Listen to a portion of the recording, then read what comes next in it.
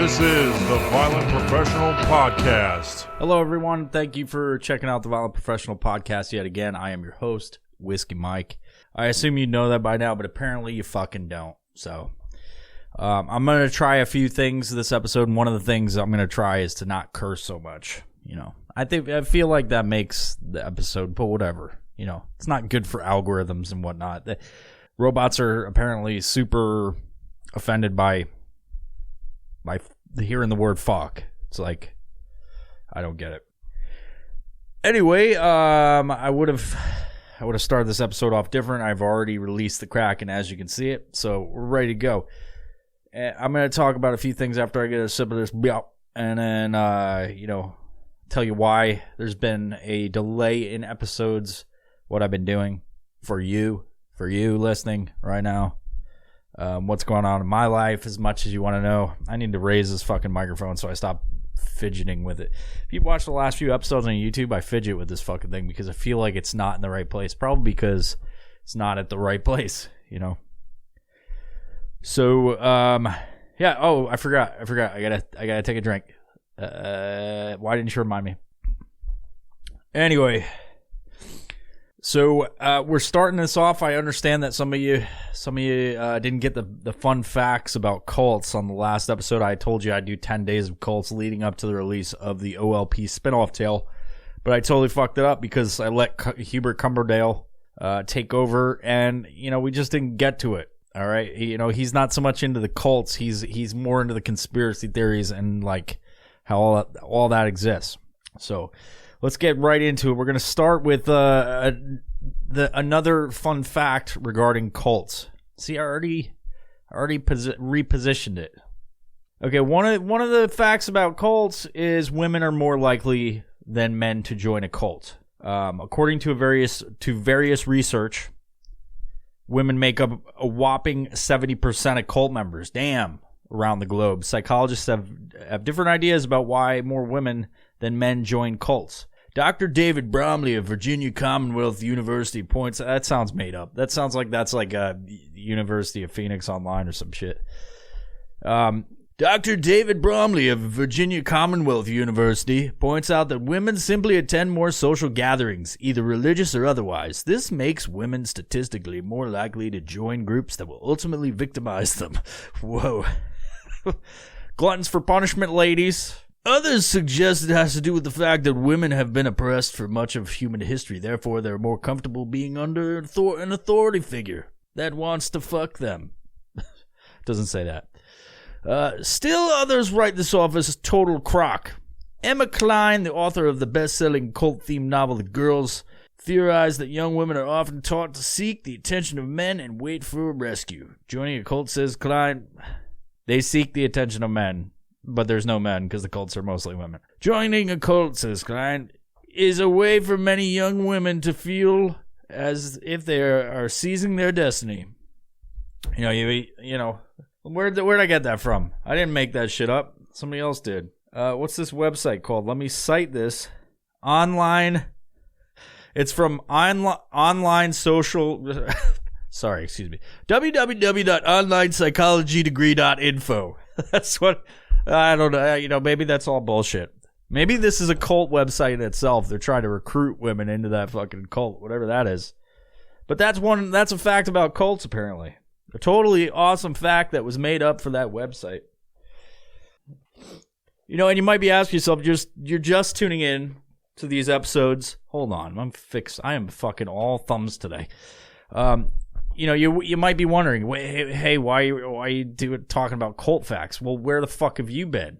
I don't know where the fuck you've been, but where have you been? Because there's a reason this podcast exists to some extent is because we made a cult, and it was a thought experiment. We created a cult from scratch, So there's a bunch of different subjects we talk about on here.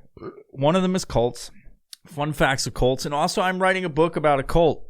I'm writing a book. It's a spin-off tale. It's not really a cult, this book. And I don't want to ruin it for some of you that are anxiously awaiting the arrival of the first completion of the first draft, which I'm currently on.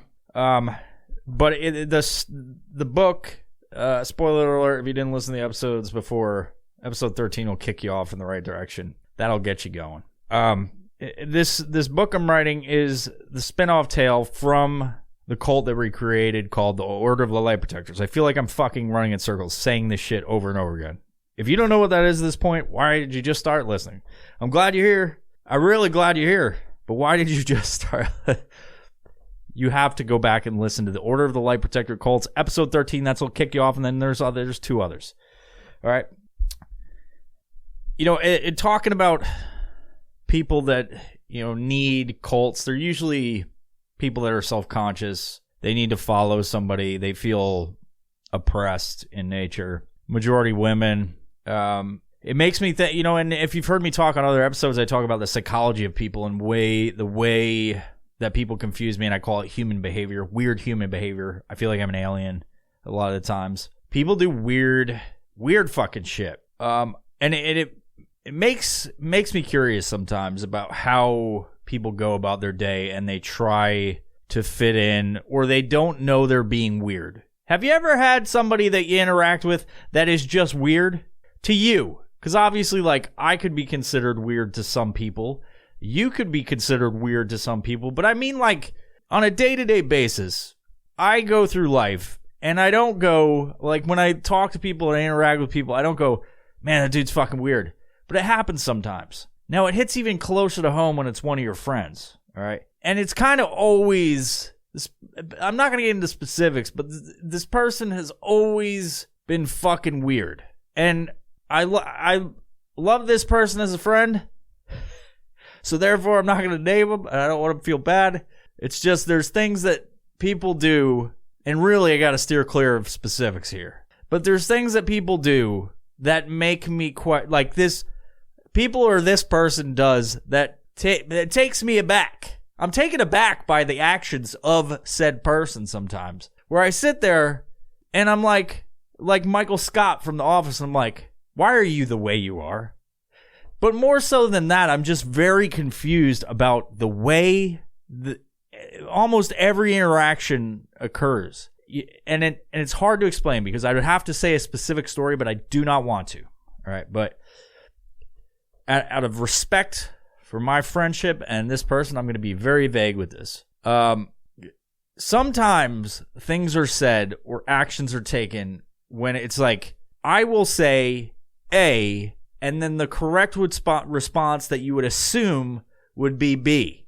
Now, if the person said C or D, it would be totally acceptable because we're like, well, not really. You know, it's kind of like B. But then they skip B, C, D, E, and they go right to fucking F.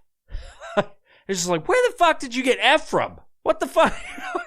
Like, and then I have to sit there and it's like, the response is so fucking odd. It's like, why did you choose to say F? Or why did you abruptly, like, message me and say fucking potato? Like, it's, if you're confused, I'm trying to portray how fucking confused I am sometimes with this specific person. And, like, there's sometimes where I can't even respond and I can't even say anything. And it's just like, what the fuck? It makes me think that I'm going crazy. Like, legitimately, I, like, start to question reality. And it's not like someone who's gaslighting me. It's just like, this is who this person is. They say stuff from time to time, and it makes me question my sanity. Like, that's what it does. Now, granted, I love this person. Great friend. But goddamn it, does not know how to communicate sometimes. It's like, did your brain just switch off and then your body just made you talk? You know? Sometimes I have to ask friends, I'm like, hey, what the fuck is going on? Did you see this? And they're like, yep. I'm like, are you confused as I am? And they're like, yep. It's like, you have any, and I don't understand. Again, that's being very vague. That's being very vague for good reasons. I respect this person's good friend, but I'm just using an example because this isn't solely to this person. This has happened a few times in my life where the person doesn't pick up social cues and they say something completely fucking outlandish and think that it's like this profound statement. And it's really like so profound. It profoundly flew past my fucking understanding of fucking what the fuck you were saying. So, anyway, you ever have that? Have you had that before where you interact with somebody on a day-to-day basis and you like care for this person, you love them, and you're just like, why are you the way you are? I don't fucking get it. Why can't you just fucking take a second, think about what you're going to say, and fucking say it? You know, sometimes people probably think that about me. You know, I probably have that same effect on people some days. But it's like, you know, some people, it will be everybody around you is thinking the same things. Like, why is this fucking person like this? Like, why are they doing this? And then it takes one person to go like, hey, have you guys noticed something? And everyone's like, yeah, I didn't want to say anything because I didn't want to be a dick. You know? I'm sure some of you can relate to that. But since we were talking about psychology of cults, you know, and like, I thought about this today. It happened, and I woke up this morning, and I was like, what the fuck? I woke up to this shit. I woke up to this fucking shit. Anyway, moving on.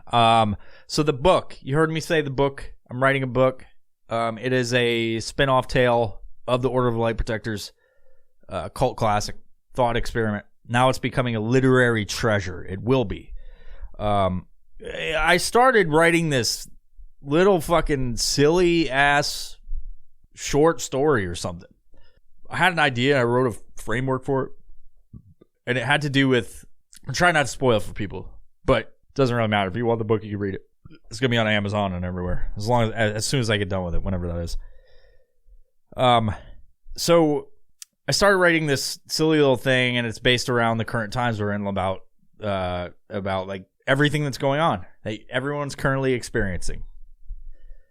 And I don't want to say it because I do not want the algorithm to shut anything down. So I'm sure you can understand what I'm saying. Current events that's happening. It's been happening since 1999. It's probably been happening since 1999. It's been happening since 2019. The end of 2019. 2020 was really bad.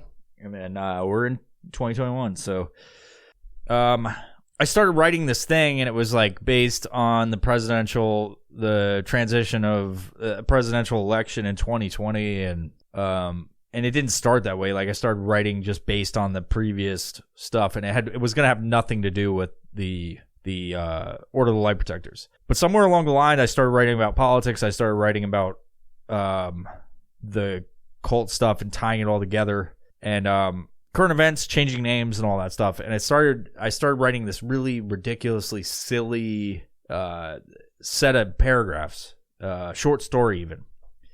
And as I wrote that, I was like, I'm building the framework for something. I don't know what it's going to be. Am I going to like get a comic book made? Am I going to make something out of it? Is it going to be just a really like short thing? Am I going to make a script for a fucking podcast episode where I basically like bullet statements? We didn't even have that with the Order of the Light Protectors, but like bullet statements of like, is it going, like, I'm going to have a list of things, and I just talk and rattle off the top of my brain. Well, as I'm writing this, it started getting more and more in depth. I started adding more characters. I started developing characters. I started building a framework, and then boom, before I do it, I had 10 chapters with a prologue and epilogue. So maybe more, because as I'm going along through this, on chat, like I have the framework for the rough draft has 10 chapters and an introduction and an epilogue, right? So as I'm going through this, it starts and I'm writing chapters. I start having ideas just like I do with anything, and it's like, oh, write that down. So I'll put like additions in the beginning as I'm writing. I go, I want to tie this in, and I don't know where it's going to be. So what started as a certain flow has changed. So chapters have switched. I've added in characters. People, like characters that represent people in current popular culture and in the government. An unlikely hero that goes from zero to fucking hero real quick. And developing these people to be likable characters, a little bit silly. Take some of my fucking brain ropes and throw it into the book. Develop these characters and creatures into hopefully something awesome. So the status right now is I have the ideas and the framework for all of the chapters and where it's going to go, the beginning, the middle, and the end.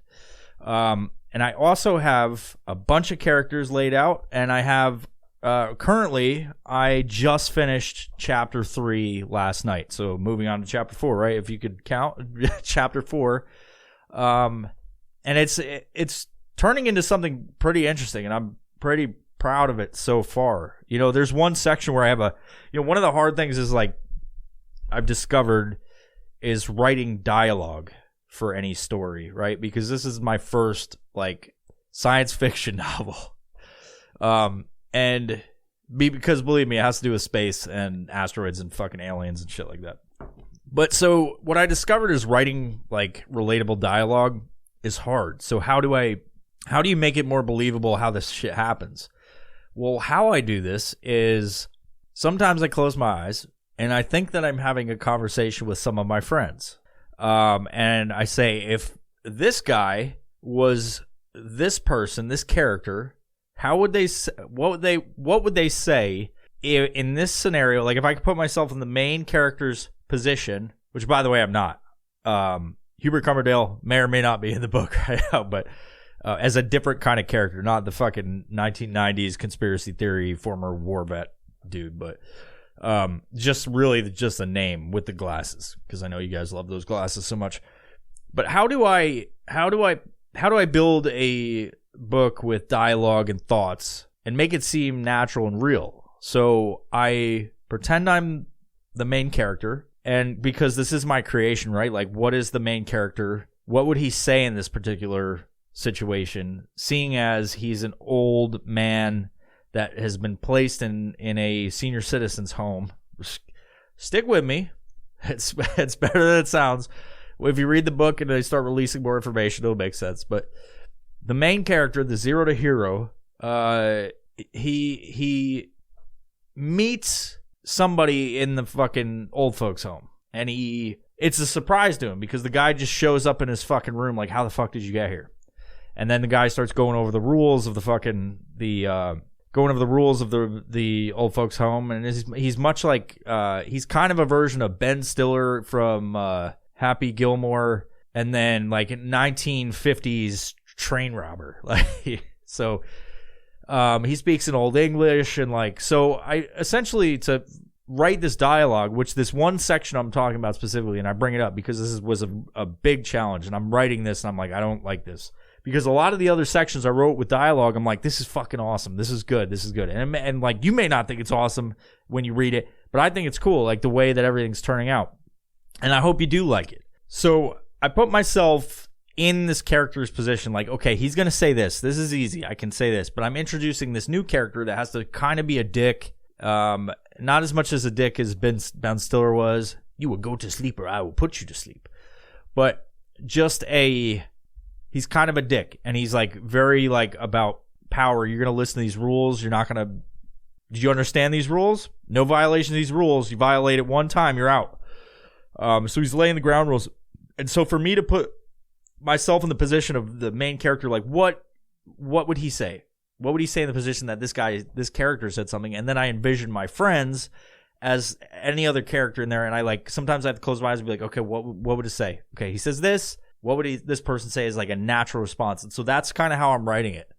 That may not be the correct answer, and I don't know in writing any sort of literature, is there a correct answer? I'm doing my best, and so far I'm pretty proud of it, with the exception of that one section of dialogue. That's what I found challenging so far. Usually the ideas come to me, and I'm just like flowing, and I'm writing I'll sit down and I'll write 1,000 words, and I'll be like, okay, knowing full well that I'm going to edit that. So that's the other part, is I'm basically putting myself in this situation, writing till I stop. Sometimes I write 300 words and then I move on, and I go do something else. Or sometimes I write 1,000, sometimes I write 1,200, and I just try to flow as much as I can without getting tired of writing, because I don't want it to be like a chore for me. I want it to be fun. And every time tomorrow I'm going to get up, maybe jump out of planes tomorrow, and then come back after that, and then have some, coming down from adrenaline, write some stuff. But so what I lost my train of thought. But anyway, so the story so far, it's like, I think it's super interesting. And the one thing I had to change about what I was doing, because like, you can always assume that everybody knows what you're talking about with the order of the light protectors and stuff like that. But I've written many things, and like, I have one book I haven't put out yet. I've got I think I got 50 more pages, and it's been 10 years in the making. But, and I still haven't released it or even edited it or anything like that. But what I find is like with any of this writing shit, you gotta like be interested at the time. Like it's hard, it's easy to lose interest in my world, right? So because I do a lot of stuff, I try to do a lot of creative stuff. So I'm trying my best to make this a really interesting story.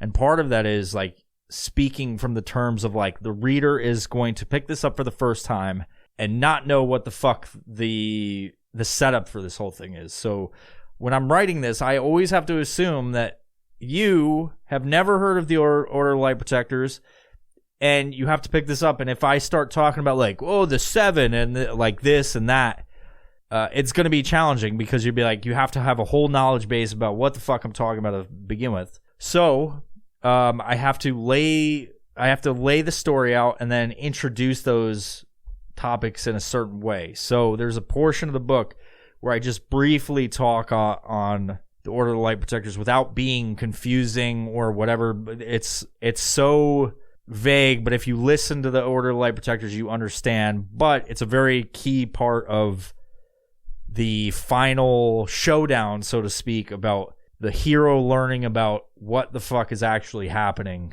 because everything is very confusing. He's like, am I going senile? What are all these alien old people? Why are they always fucking during dinner time? Why are they always fucking orgies? Why do I feel amazing? You know, there's also a really challenging part. I don't know if I talked about this on one of the previous episodes, but I got to write a fucking giant old person orgy sex scene. That's going to be shocking because I already wrote some of it and I fucking almost puked onto my keyboard as I was writing it because it's so fucking... No, it's actually really funny. As I'm writing it, I was fucking dying. Hashtag ghost babies.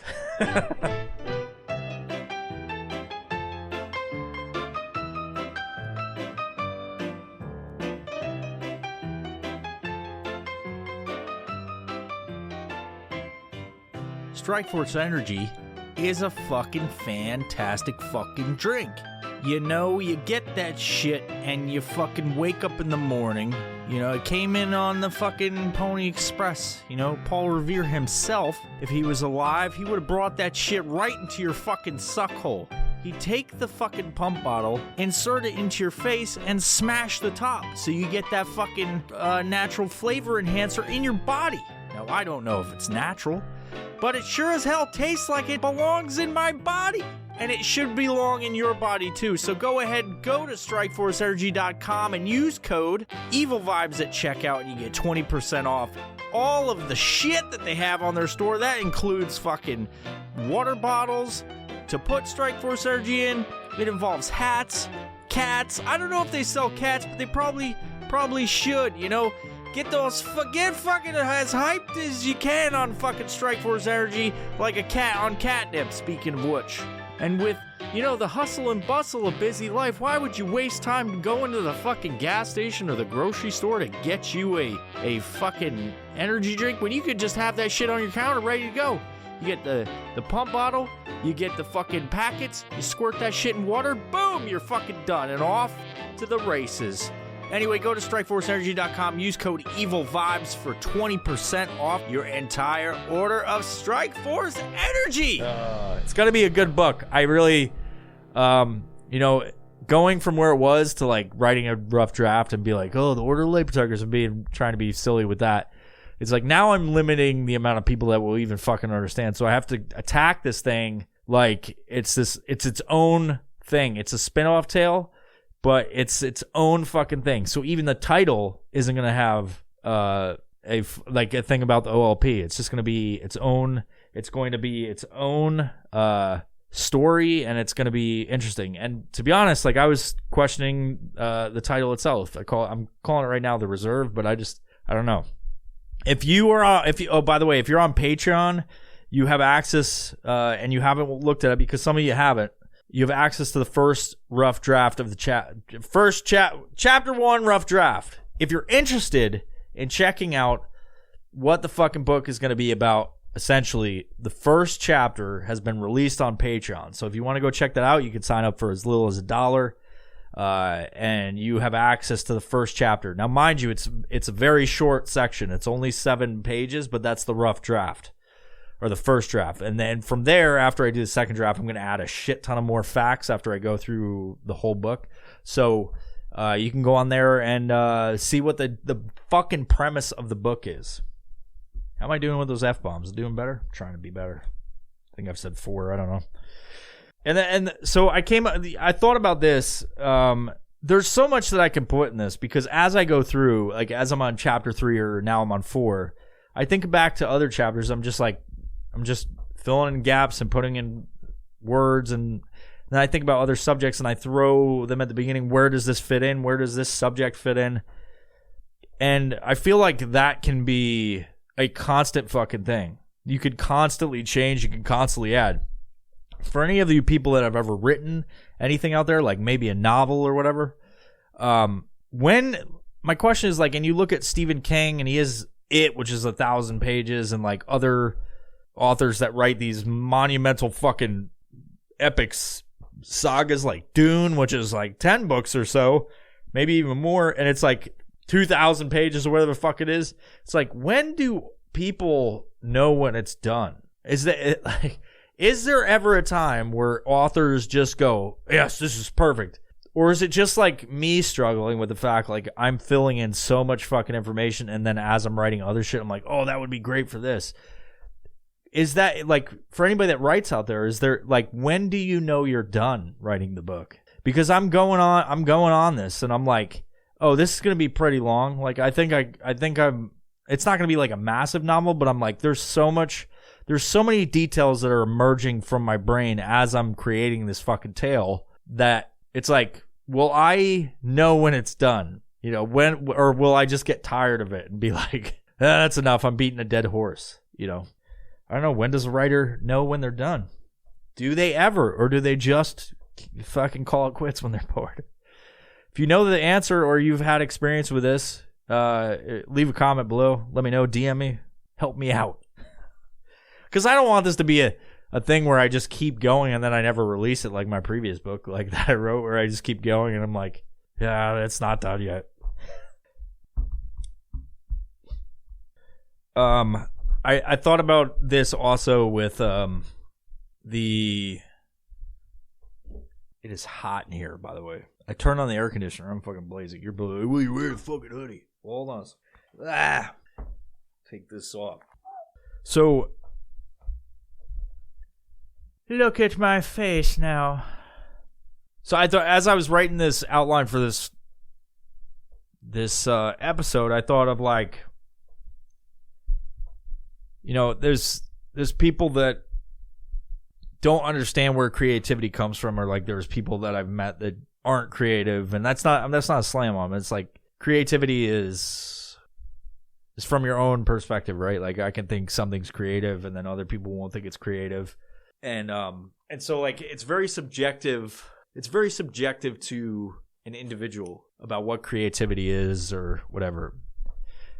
Creativity can be anything, right? Like you could draw a stick figure and that could be creative in its own way. Although it's not very dynamic or very interesting, it could be creative in its own sort of way if it had intent and meant something. And I think that's where I think you can nail down what creativity is. It's not just putting some shit together or some art or whatever. It's like, what's the meaning behind all of it? Or was this just out of nowhere, or did you just want to do it? And it's like, what are ideas? What is creativity? They're cosmic babies, my baby. It's like a thought is like becomes tangible when you actually put effort behind it. And so what does the creative process look like? For me, it's a very passive thing. I kind of have a notebook around. I've got 3 over there. I've got one right here that usually sits on my desk next to where I sit. And I do many things like budgeting and like different thoughts I have, or like quotes, or just like writing down stuff for a job I do. But I try to keep a notebook around for just ideas, and sometimes it floats into a notebook where I've got other shit.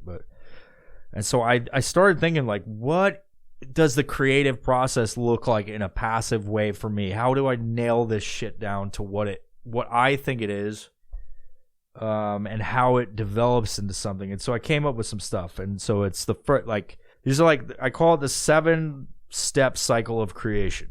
7-step cycle of creation, because it starts over eventually, like, and especially with an idea, it gets conceived like a cosmic space baby out of nowhere into some dimension into your fucking cerebral cortex.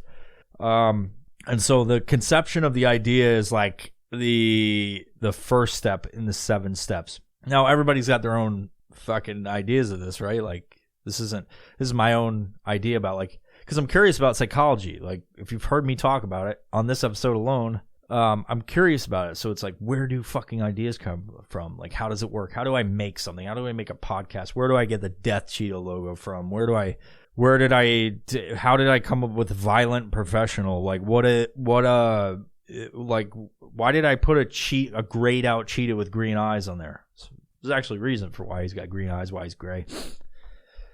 But, why do I like it? Why does the Death Cheetah, why does it speak to me? It's not Violent Professional. You don't talk about very violent stuff other than cults and whatever else, and like, random shit I talk about sometimes.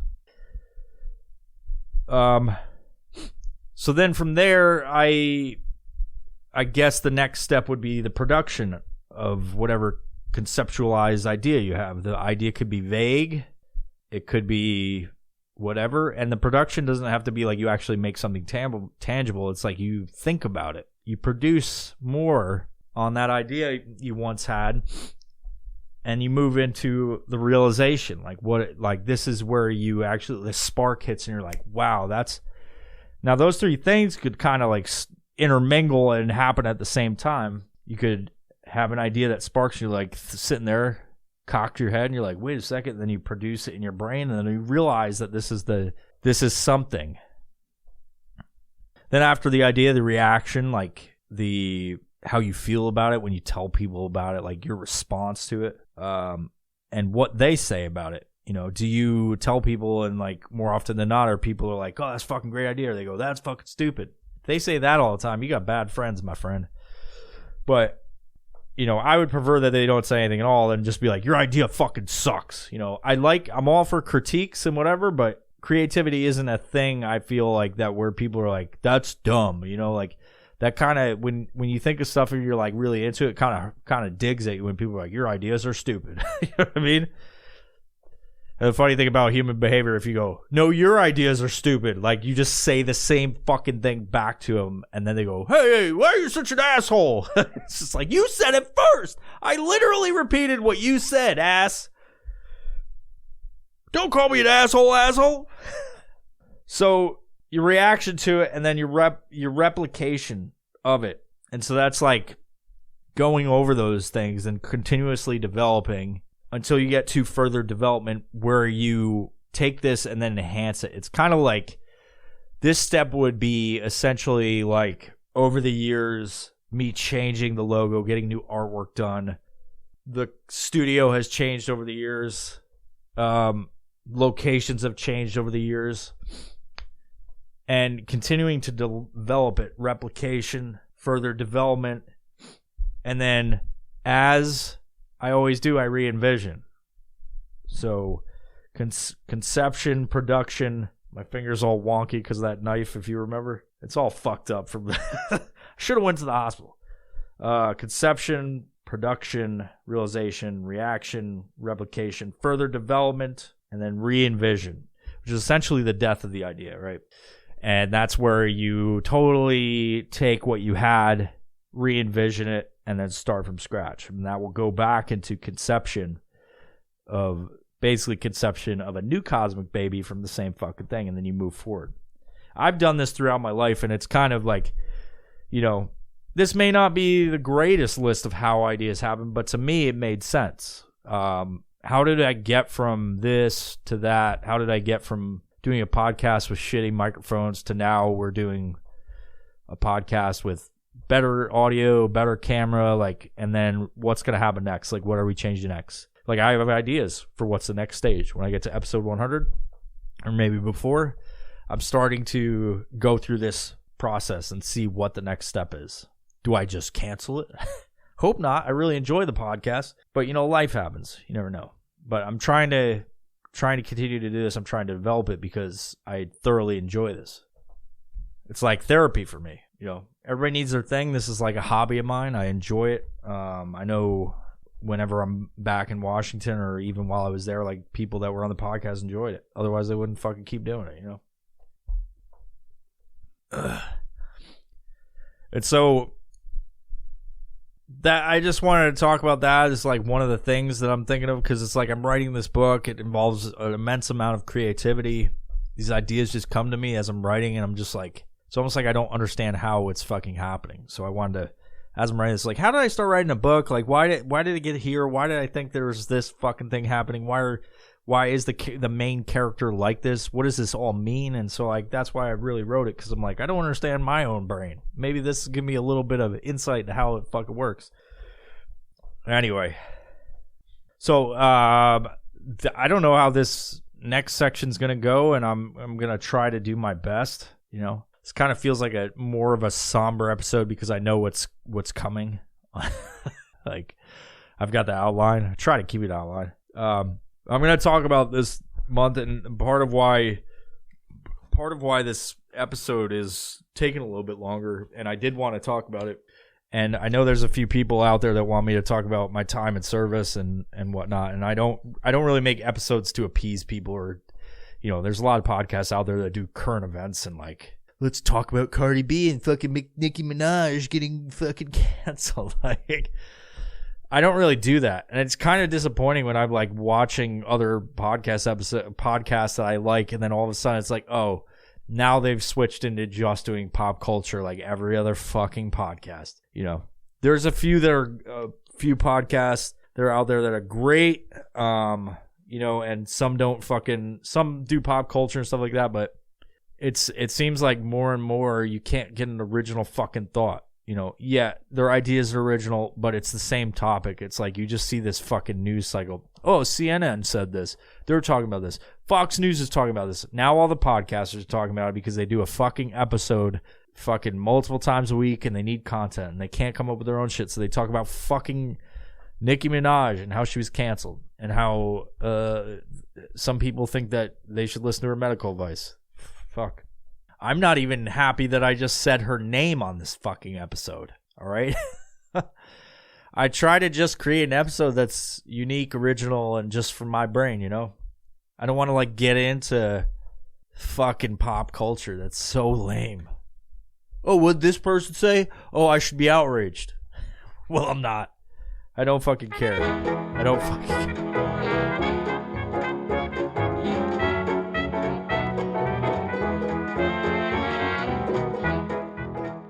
Uncana is a CBD company. They make all kinds of CBD products which help people get over shit like anxiety, aches and pains, and general bullshit of the world. Uncana takes the edge off of life. Everybody's talking about CBD. There's a lot of great companies out there, but if I'm going to pick a company to put in my fucking body, I'm going to choose Uncana. You know, you go to uncana.com, you use code VIOPRO, you get 25% off of all of the CBD products. At least go there and research. They got plenty of information, some fact sheets, the data on how pure and safe their product truly is. What do you have to lose, kids? Go check it out on Canada.com and make sure you use VioPro at checkout for 25% off your entire order of CBD. But anyway, I will talk about a certain thing. You know, it's like, where do I begin with this? Because this is essentially a lifetime, right? It took a little bit because one of the episodes was supposed to happen on the week of 9/11. And 9/11 brings up a lot of memories and bad feelings and good feelings in a way about, like, life in general, and, like, being, you know, about the times where everybody was like super united through that tragedy. And this is going to be, I think it's going to be hard for me. I already can feel that it's going to be hard to talk about a lot of this stuff. Seeing as this is a comedy podcast, I'm not trying to bring anybody down, but I feel like I want to talk about some of this stuff. It doesn't have to always be so serious, right? 2001, September 11th to 2001, I was in my freshman year of college. I was in a community college, right? Like, not the greatest fucking student. So I got into community college. It's a state university in New York now, SUNY Ulster now. So I was in college, and I was taking graphic design, actually. And that was like, I think that was my major. I'm not sure. It was so long, and I dropped out after 9/11, honestly. But I was in college, and I may have talked about this before, but I'll get right to it. So I'll just tell the story again. So I was in college right off of the Hudson. Ulster County is right near where West Point is. West Point sits on the Hudson River. So it's morning, and I think I got out of class, and I was in the cafeteria, whatever they call that in college. I was in the cafeteria. Probably it's community college. I was in the cafeteria. And I was sitting there, and I remember that where I was sitting at this table, and then behind me, like, there was a crowd of people staring at the fucking TV. Now, this was like almost 10 o'clock in the morning. It was 9 something. I can't remember exactly the time when the towers were hit. But all this stuff's happening, and it's live on TV, and I'm sitting there, and I'm like, what the fuck is going on? And I'm just like doing some work, and I like, nobody's saying anything. Everybody's just watching the fucking TV. The room is silent, and I like, eventually I have to get up and go because I'm going to my next class, and I'm walking by this crowd of people. I was like, what the fuck's happening? I look up at the TV, I see the towers, right? And the dude's like, I don't know, man, some pilot hit the some airplane hit the World Trade Center.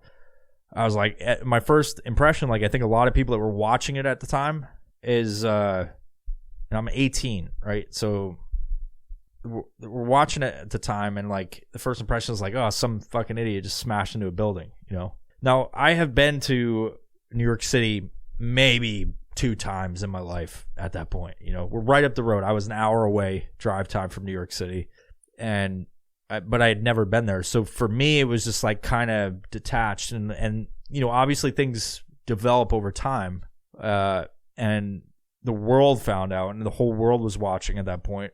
But I did not think about it, because for me at that point in my life, I didn't even think about other countries. Like, you know, I knew about Europe and Germany and all these, you know, normal places. No one ever fucking even talked about Afghanistan or the Middle East or anything, really, unless you were older and or you knew about this stuff. But I don't think a lot of people in my generation really fucking paid attention to that stuff, you know.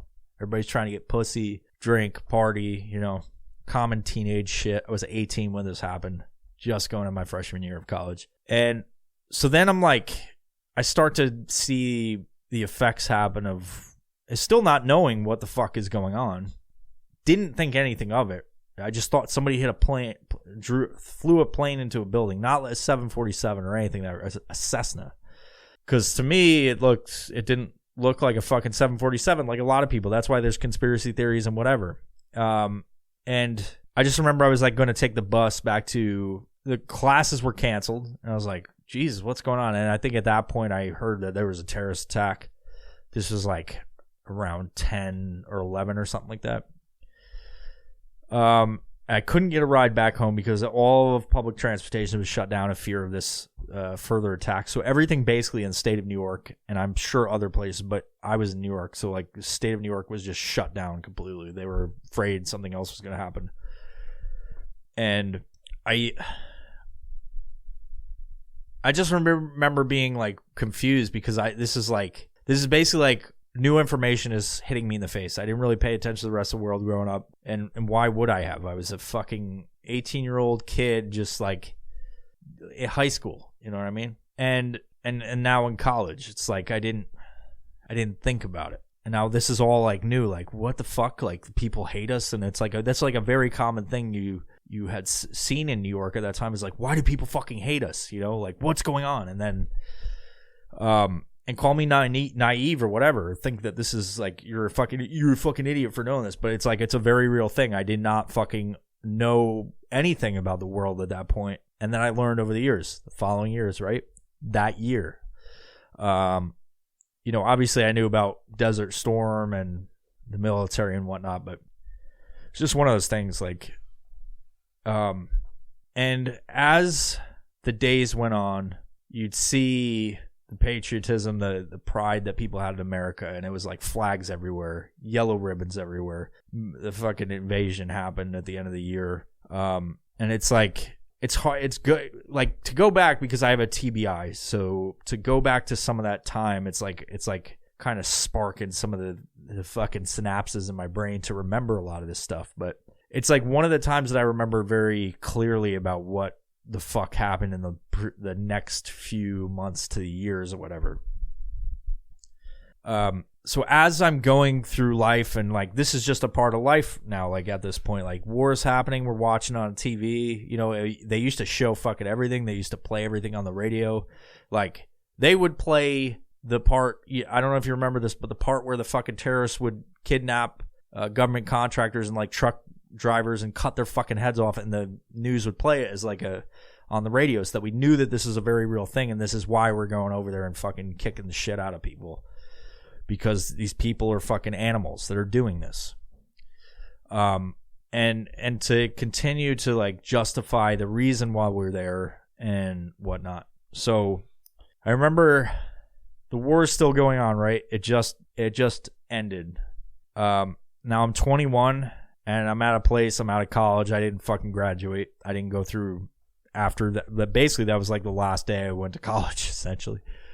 I graduated the same year. I started fall semester. September 11th happened. Didn't go to college after that. I tried a few times, and I did take classes while I was in the military. But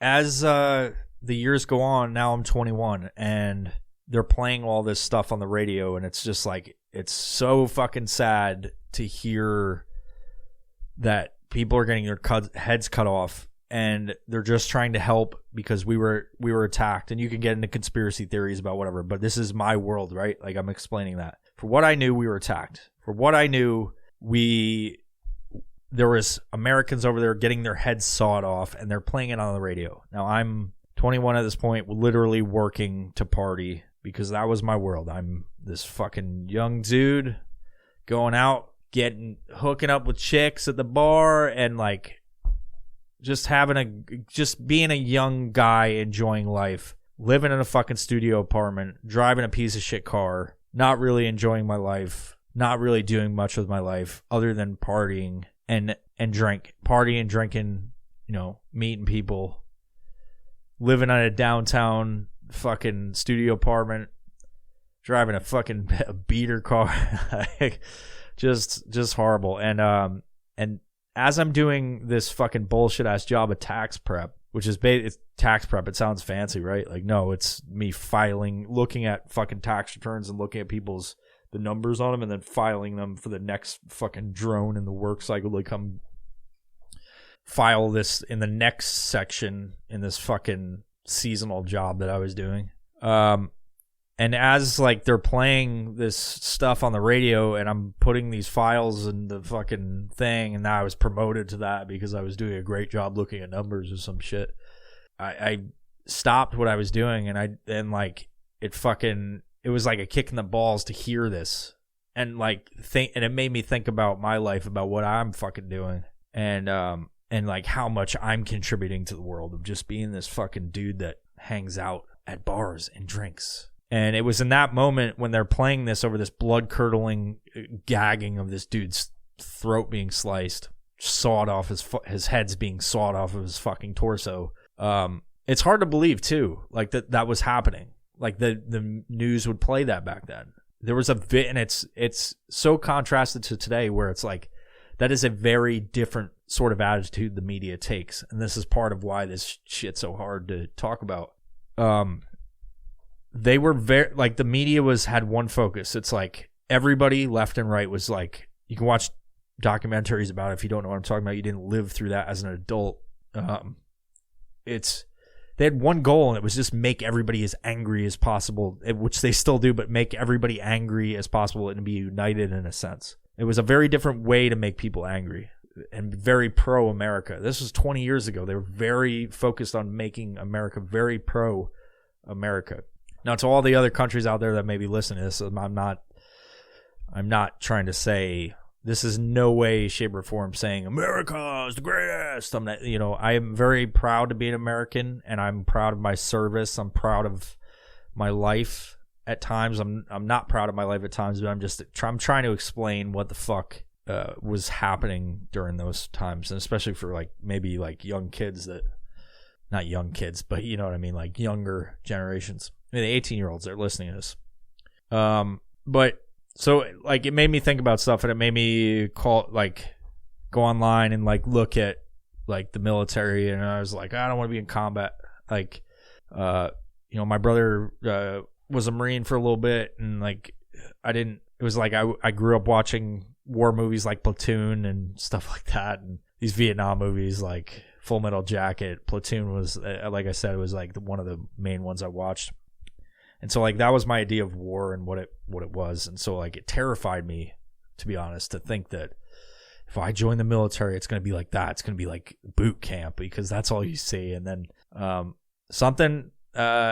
looked on the website, and it's it had all these jobs, nothing to do with combat. And even though it's wartime,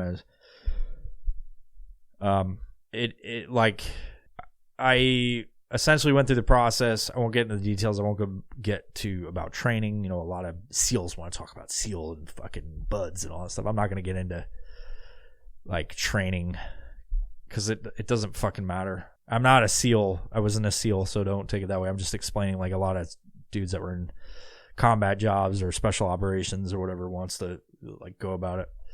And just for clarity, I was a TAC P and went to selection and became a soft TAC P. So I was under AFSOC eventually, and for most of my career, actually. So I go through all this stuff, and I enlist in the military and find out what it's actually like. It's kind of shocking to actually see what the military is actually like. And years go by, deploy, found out about that. Worked with some great people over the years, some different kinds of units. Worked with every service that we have, minus Space Force. That would have been dope if we were doing satellite airstrikes and stuff like that. Space Force didn't exist at the time. But so just over the years and going through time, I deployed. I'll talk about one section of my deployments. This was 2010. I was deployed to Helmand with a ODA, which is a Special Forces team. I was the Air Force JTAC. And along the way, over the course of the 7 months I was with those guys, a lot of us got injured, including myself. We almost didn't make it back. Some of the dudes didn't. One specific guy I won't talk about, because I don't have permission from the family, because this is kind of just an episode I'm doing. But his last mission, he's a dog handler. He's doing his left seat, right seat ride, which is essentially a handover for the new guy that's coming to replace him. And he was doing his left seat, right seat ride, and we got basically drawn into an area, and he got point blank shot in the head. Not point blank, but from the other side of a wall. Myself, the guy I'm talking about, we were on the 240s in the back of the MRAPs, and so it was a clear shot. I remember distinctly 3 shots, and then he was gone. And that is a moment that sticks with me, and I could go in depth on that. That's part of the book that I wrote that I never released. But there's that event where, calling in the medevac and seeing everything and all that stuff that kind of affects me to this day, and brings me back to 9/11 when that all happened, as those events do for a lot of people. So a few years go by, I'm deployed again to a different area of the country in Afghanistan, and we get into some bad situations. There's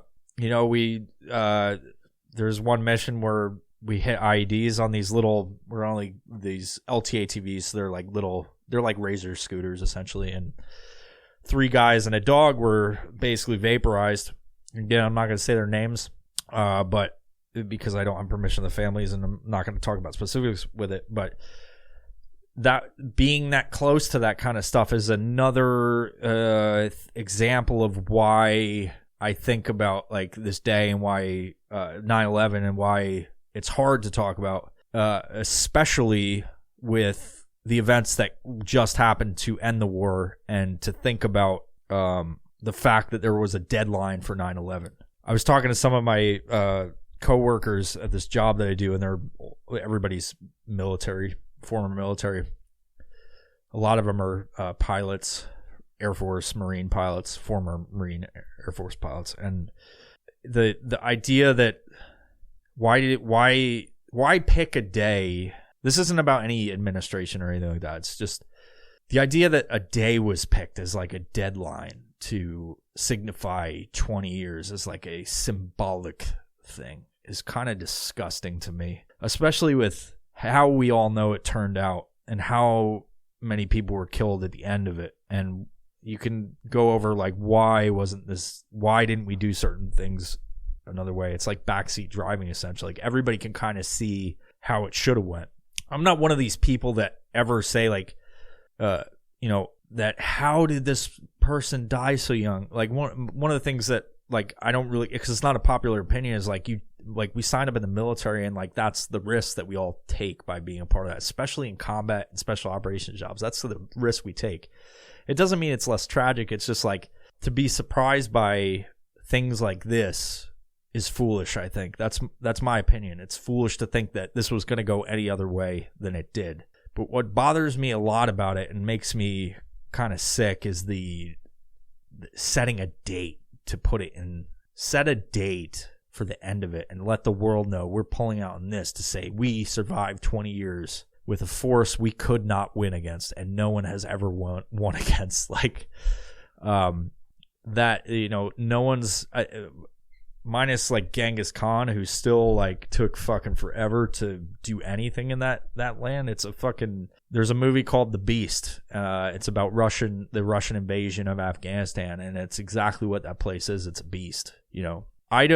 It's hard not to look at this whole thing and question like, what the fuck is the point? And then what was the point of all of it? Like, the loss of friends that I've had, like seeing that shit, like being a part of events or missions that were like big events and big missions that I have experience with, and the amount of money spent, the amount of equipment lost, the way that we looked at these people 20 years ago as terrorists, and now it's a legitimate government for some people in the world.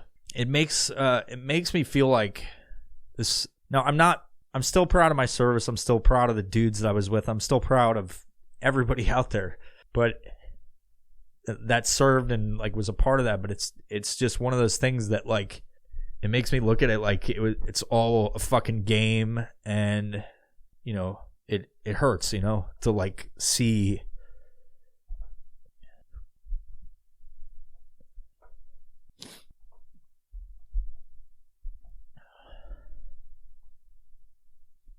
To be 38 and live a full life, an adult life, from the beginning of the war on terror to the end, to see how it was ended is a motherfucker to witness. And that's my thoughts on 9/11/2021.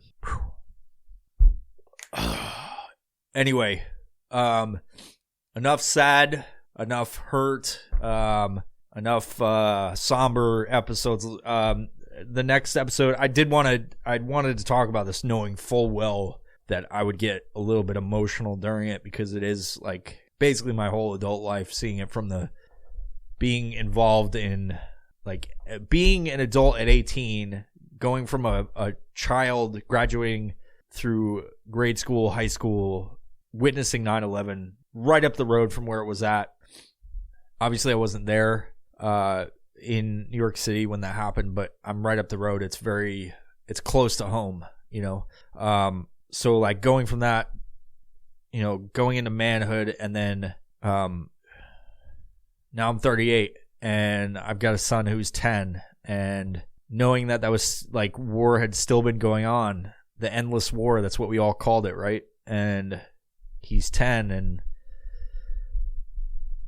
it's hard to see how it went, you know?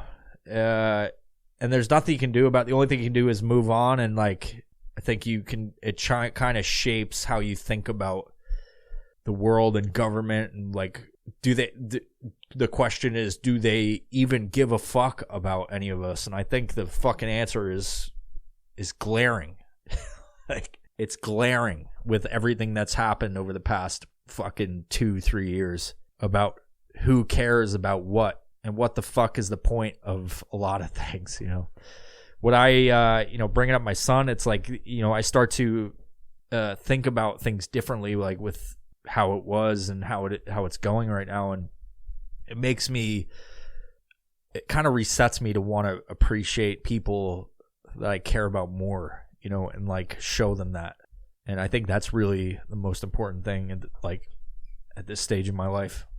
But anyway, like I said, getting back to normal episodes that aren't so fucking sad in the future, hopefully. I hope this isn't like something that it turns into as me just fucking sitting here crying on a fucking podcast to anybody who will listen. I want it to be more of me releasing the Kraken. Maybe not too much. I've been gaining a little bit of weight, as you could probably tell, maybe. Yeah, I like to get my whistle wet sometimes. But the book is coming. Really the reason is like 9/11 happened. I took a little bit of time to write in the book. I've been writing the book. Hopefully I can get through that soon. I'm trying to write 1,000 words a day. It's a little bit harder some days. I don't know if you've written 1,000 words in a fucking day to like write about, maybe you did for college or something like that, but to write a fucking completely bullshit story, it's a little bit challenging. And then I have fucking ADD. Woo! ADD. So, at least that's what my mom said when she gave me fucking Ritalin as a kid. No, but like I have trouble focusing a lot of times. So for me to fucking write 1,000 words is a fucking monumental achievement, honestly. So this book should be fucking epic, dude. Anyway, sorry for getting emotional in front of you guys and girls. Anyway, let's get real for a second. I hope you enjoy this episode. I hope that you guys support this podcast. The best way to support this podcast is go pick up some merch. See, I got a Hubert Cumberdale Death Cheetah t-shirt. It says "Loyal to Turmoil" on the front here. So you can, if you want to support this podcast and help it grow, you can pick up some fucking merch, sick merch, violentprofessional.com. You can also go to strikeforceenergy.com and use code EvilVibes at checkout for 25% off your total order of Strikeforce Energy. You know what I do? I wake up in the morning, I just hit this pump bottle, I hit this pump bottle right here. I do 2 squirts of a fucking thing of water. I'm hydrated and I'm energized. Don't let the crooked finger fool you. Isn't that some shit? I have to reveal it. Look at this fucking finger. I can't straighten the shit out because of that fucking knife.